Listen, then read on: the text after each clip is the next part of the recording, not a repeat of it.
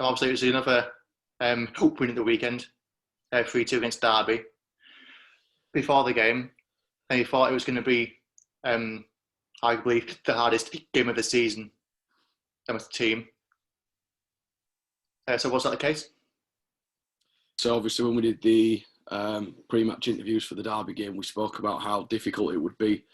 The run that they'd been on, the results that they were able to achieve as a group, and the job that's being done there at Derby was obviously going to prove to be one of our toughest games, if not the toughest game of the season. And when we went into the game on Sunday, coming out on the back of it, we felt that, again, they posed that threat against us. And it was a very tactical game from our perspective. We had to change a couple of things and almost try and counter what Derby were going to bring to us. And we felt that we managed that really well in terms of weathering a lot of the threats that Derby were throwing at us. And, fortunately enough, we were able to come away with the win and progress in the competition.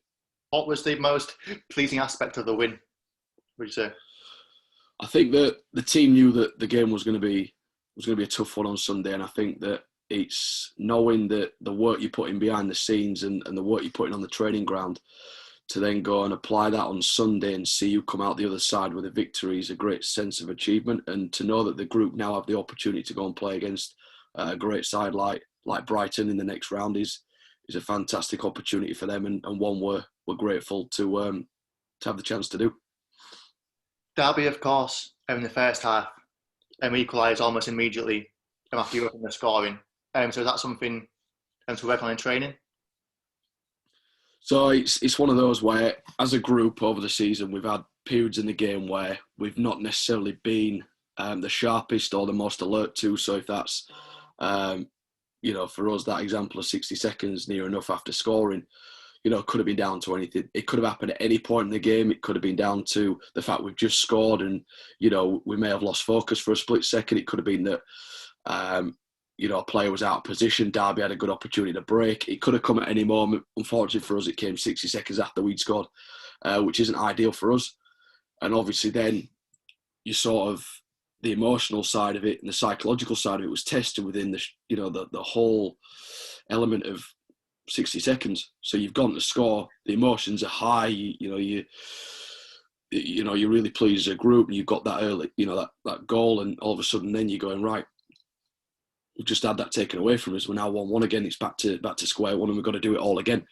So the psychological factors that played a part there was huge for the group, and the fact that they were able to sort of pick themselves up from that and go again was credit to them. And top scorer, Laura Melford, got another hat-trick. I think it's her third in the season so far. So just a quick word on her season so far. You've been impressed? So, yeah, obviously from Melford's point of view, she'd be happy where she's scoring goals. Obviously, if you're a forward and you don't score, it's frustrating. But if you're a forward and you do score, it's what you're there to do. And it's great for Elford that she's got herself in a position where she's got a couple more goals. And, we made some changes during the game that impacted those goals. And we highlighted some things during the week and prior to the game of how we think we could score past Derby. Two of those happened. One of those was something that we did speak about earlier on in the week, and fortunately for us, we kept going with what we believed would be the way to beat Derby, and we were able to get those chances and take them. Now, don't get me wrong, Derby had loads of chances themselves. I'm sure if, upon reflection, they would think that if they put them away themselves, that, it could have gone in towards any team's direction. And like I said to them, it's credit to them for the game that they gave us, and it were a tough one. And, the things that we highlighted in the week fortunately worked for us in the game on Sunday, and the plan sort of went how we wanted it, and that's, from our point of view, is great to see. Of course, yeah. And so on that, have you worked a lot on set pieces lately? Because you scored from two of them, of course, against Derby at the weekend. In all honesty, we don't spend too much time going over set piece routines. That's something I'll credit Derby for, by the way. They tried something different It was not, it was nice to see because it was something that we had to try and solve and deal with the problems that they were causing. So that was, all credit to them again, trying to come up with solutions on how they can create goal scoring opportunities. But for us, it was something that we don't normally work on. We have our way in which we want to approach corners, both offensively and defensively, and we stick to those principles. And if the quality of the delivery is right, or if the quality of the play is right in those set piece areas, then I believe with the players that we've got, we're always going to be a threat in those areas. So yeah, I think it was a great chance for Paige to come in and showcase what she's got in a competitive setting. And she hadn't played for a while, and this was an opportunity for her to go and show the group what sort of player she was, as well as us as staff, and put a stamp on the game. And I feel that on reflection, she would have been happy with her performance. Obviously, there's always things to work on, but I feel that coming into that game at that stage with that competitive level and the importance of that match and what we had to deal with as a defensive unit, that she did a good job alongside all the other defenders that were participating in that game. Yeah, for sure. Okay, so we'll move on to the season as a whole now. And of course, it's your first season in charge. Did you expect to be so successful in your first campaign? I think if you look at the season as a whole, it's been other managers and coaching staff will agree, it's been a unique and a strange sort of period of time. Not one you'd normally come into a club and take over and try and operate the way you do in this situation. However, I did have sort of goals in mind and things that I wanted the team to try and achieve. I feel that where we finished at the moment, in terms of being in the 5th round, currently would have been sitting at the top of that table, is a great sense of achievement for the group and all those that are involved. And like I said before, we did play a lot of home games, so if we did go into the second half of the season, we would have had to have fought just as hard for those results the same way we did in the first period. And we'd have liked to have hopefully have kept that position at the top of the table and fight for the league, and then to progress as a group into the last few teams that are in the FA Cup is a great achievement. And like you said, we've been together for 12 months, and if we're looking forward and how the team and the club will move forward into next year and hopefully what they can achieve, it's a great milestone, and credit to all those that are involved and the players' work rate. And listen, without those people involved, it wouldn't have gone the way it did. Has anything surprised you so far? Or is there a few things that have been unexpected in the journey so far? Or? I think that just the way that we've worked together as a group, we've begun to really understand each other and how we work best, what works for us, what doesn't work for us, how we can grind out results, how we can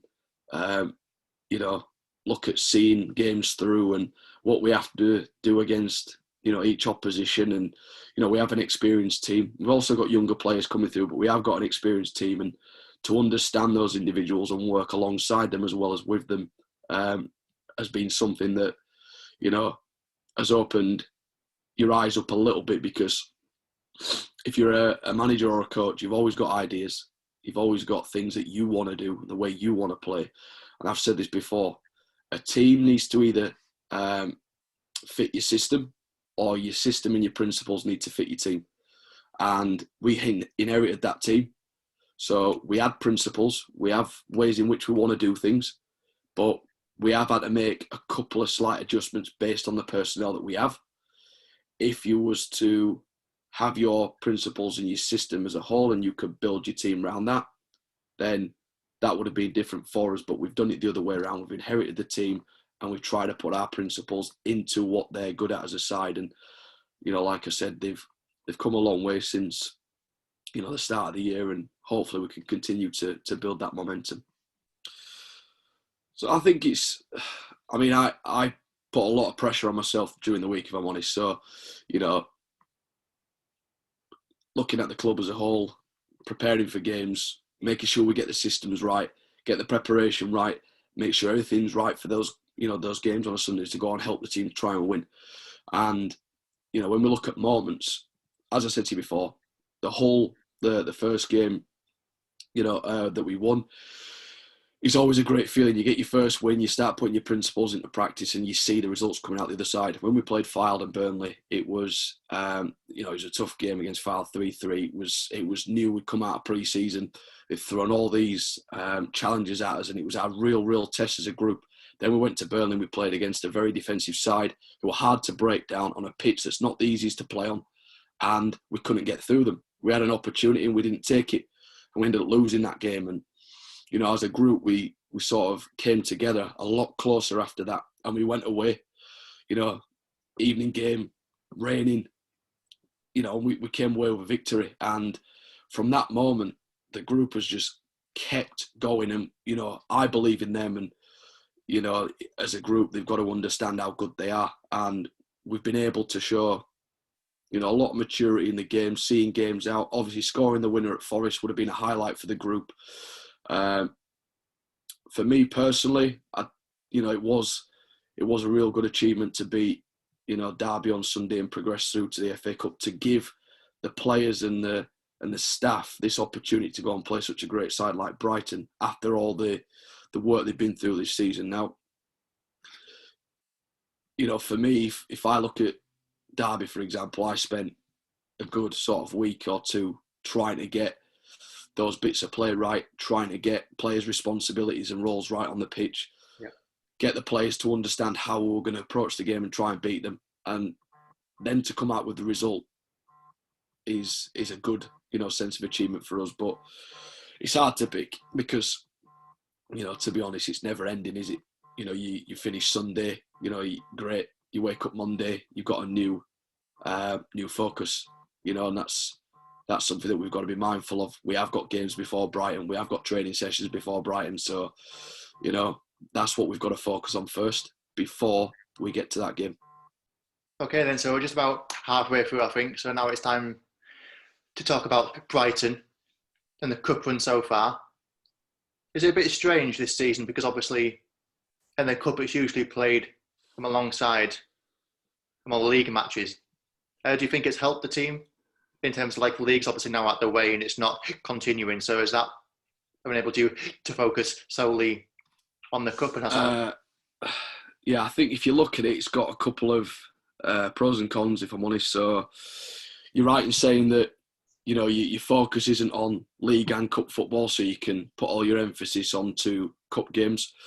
The problem is with the league not running, you're having to then fulfil fixtures yourself to keep the players playing in order to still have some level of momentum, fitness going into those cup games. Because if you don't, then in terms of preparation, you're not going to be fully right for the game. So when we came back, we've arranged fixtures all the way through, and we'll keep arranging them and keep playing them until we can, get as far as we can. And you're right in saying that, we're not focusing on the league in terms of, right, who have we got this week as well as the cup. We can focus solely on the cup, put all our emphasis on that alongside the games that we're, infilling with the weeks that we've got off, so that the players can keep playing. The worst thing we can do is have time off. We don't want time off. We want to play. We want to keep them training. We want to keep that momentum. And, that's something that we're doing at the moment. And like I said, we have got games before Brighton. We do have, obviously, Brighton in our minds. Don't get me wrong, but it's important that even though we've got games in between, we still have to win to keep momentum, to then have us in the best place to go and give Brighton a game when it comes round to that fixture on the 16th of May. Yeah, too right. And how important is a cup run at a club of this smaller size, you feel like? Because obviously financially it could be absolutely huge for the club if we do get to the quarterfinals. Yeah, I think if you speak to any manager or coach in this sort of league that we're operating in, it's a lot of clubs are in the same position of finances and resources, and needing that support wherever it comes from. And like I said on a previous call, is that we do far more than probably what's expected of us just to get these players playing, and they're good players, and there's good staff involved, experienced staff, and you want to give them what they deserve. And you see a lot of clubs at the moment coming into the partnership with the men's side, and for us, getting through each round is a financial reward for the club, and that's something that will then be, invested back into the club, and it'll hopefully then put us in a position where we can keep building on what we have done this year already. So for us, as much as it's fantastic to progress each round, to play against a different opposition from different leagues and different levels, to test our team and see what we're all about, financially it always supports the club and gives us that extra bit of backing going forward. Nice one. Okay, so just to talk about Brighton themselves, and obviously they're a Super League club, a Women's Super League club, not the European Super League, thank God. But and they've played Chelsea, United and Spurs, and have beaten all three teams. And you always say that you go into every game trying to win it. Is that going to be the same on the South Coast? So obviously Brighton are a very good side. You've already said they've got experienced players, they've got an experienced manager, and it's a challenge that we'll look forward to. We've got to be mindful of what's in front of us. So in terms of how we go about the game, how we approach it, how we tactically try and approach the game over 90 minutes, this is something that we're going to have to put a lot of thought in, because we've got to show the respect of the team that's in front of us and understand and not be naive that they are, training all the time, playing every week against the best teams in the country. And this is something we have to prepare for. With Brighton themselves, I looked at the form over the season, how they've got on in the cup runs, and like you said, they have beaten the top sides, and some of the results they'll have, looked at and gone, we should have done better in those areas. And it's, one of those, if you look at the previous cup game against Bristol, when they played, they won 1-0. I think it was a penalty by a handball, but prior to that, Bristol had a chance where they broke in at the post, and it looked quite an even game at times. And, for us, we've got to understand, yes, we are 2 leagues below. We're also a good side who show great determination, togetherness for each other, especially when challenges are thrown upon us. We've got to understand the physicality of the opposition in front of us. So they will physically be miles ahead of us, and we have to understand that. We then will put a game plan together to what we think is the best way we can approach the game. And like anything else, we'll play the game, and the outcome will be what the outcome will be on the day. It's a cup game. Anything could happen. It's one of those, whoever turns up on the day and takes the chances will progress into the next round. We do have some history in the cup. Come back, because obviously 2 seasons ago, away at Charlton, who are also a higher division side, who came back from 3-0 down. To win on pens, is that going to be an inspiration for the players? Because a lot of the current squad also played in that match. You are right. So if you look at the team, they have got experience of being in and around these situations. So played against teams in higher leagues, having competitive games, coming back from being goals behind, and experiencing that level above, and being in games for those periods of time where you're up against a tough opposition. And like I said, to then come back from being goals down shows the nature of the cup, the character of the team. Teams that take chances will then progress. And I think that we've got to remind the players constantly of how good they are, how far they've come, and how far they can go. We'll be going in as the underdogs into the game, and we've got nothing to lose.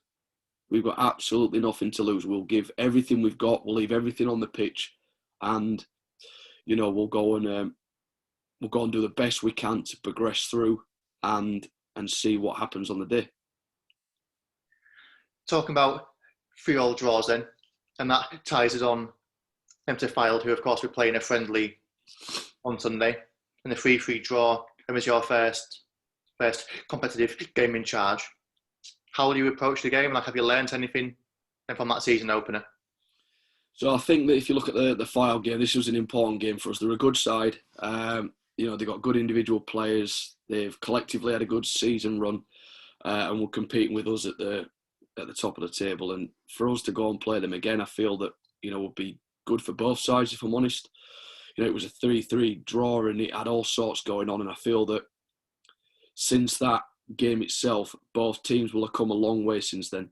So both ourselves and Fylde have gone through, several games and cup games, etc. over the season now, where when we go and meet each other again on Sunday, it will be a completely different game, and one that I feel that the players need in preparation, because I know what Fylde will do, and we look forward to the game, and hopefully they can, again, like we did before, give us a good game, and we can look at continuing that momentum. But I have no doubts that they'll try and make it hard for us.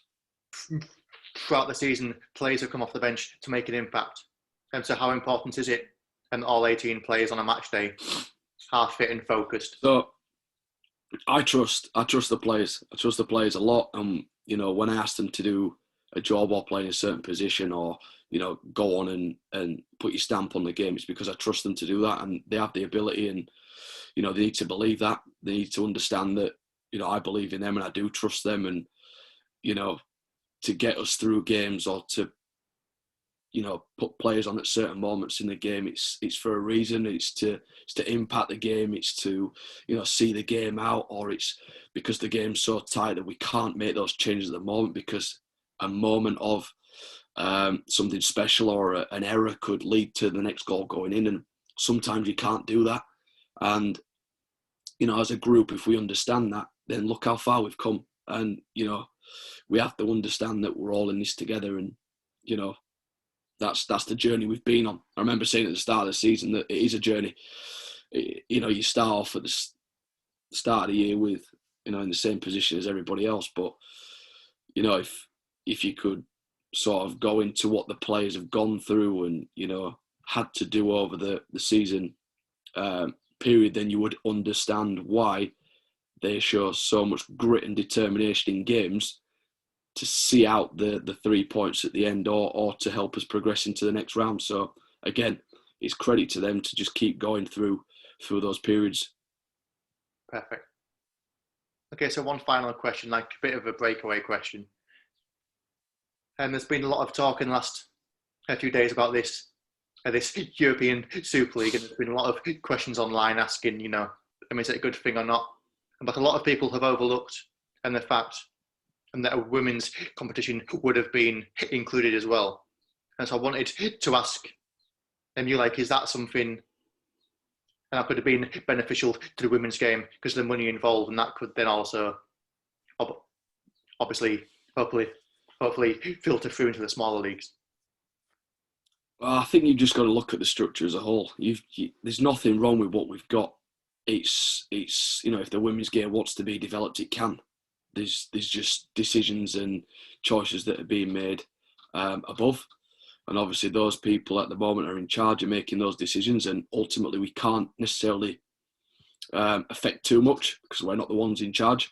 However, I do feel that if you had a restructure and really looked at how the women's game could impact, I think I read something the other day where women's sport by 2030 could bring in £1 billion or something, or whatever it was. So if people are looking at these avenues, then look, women's football's come a long way anyway. We don't need Super Leagues to take away the nature of the game and what the fans want. We operate. We're not a massive club in terms of what we are. Our fans are important to us, and it's one of those where if you start thinking about money, then you lose the real value of what football was and is. And if you allow money to dictate the sport, then what does it really become? Does it, when you're looking at all the technology that's involved, commercialisation that's involved, the wages of players, and, it's things like that, it becomes less of what it was when you were growing up. You watched the game and you had those moments in front of the telly, or you was outside with your mates, or you were playing football in the street, or whatever it was. And you had those moments, and, for those kids and young people growing up, there was a statement around that people are losing interest because they're getting distracted by other things. Not at all. We're in a COVID situation where we've not been allowed in stadiums. So once that ends and once that's allowed us back in, I'm telling you, football stadiums will fill back up again. Fans will still be back in town talking about the game, riding on the bus together, talking about fixtures. It's what they work for. What is it? Some people would work all week, earn their wage or whatever, just to go and watch a game of football at the weekend. And then you see managers saying that they have a right to an opinion because they work and pay to come and watch, and they do. And I think that without those, the game wouldn't be the same. I agree with some of the comments that have said the competitive level's massive. For us, we're going to go and play against Brighton. It's massively competitive. We go and play against the best sides.